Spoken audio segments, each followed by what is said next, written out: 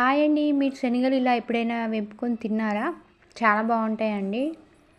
First అయితే ఇలా శనగలు తీసుకొని బాగా ఫ్రై చేసుకోవాలండి. తర్వాత మనం ఒక గ్లాస్లో కొంచెం వాటర్ వేసుకొని అందులోనే ఉప్పు వేసుకొని కరిగించుకోవాలండి. సాల్ట్ వాటర్ అనమాట. ఇక తర్వాత శనగలు అయితే మొత్తం కలర్ చేంజ్ అయ్యే వరకు మొత్తం ఫ్రై చేసుకోవాలండి బాగా.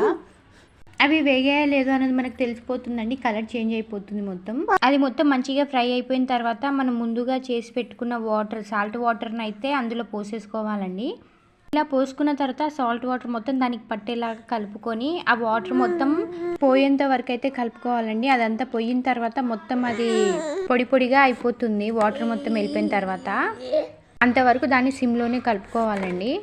అది మొత్తం వేగిన తర్వాత అయితే సేమ్ మన ఫస్ట్లో అది ఎలా ఉండేనో ఆ పొజిషన్లోకి వచ్చేస్తుంది. అప్పుడైతే గ్యాస్ బంద్ చేసేసుకోవాలి మనం.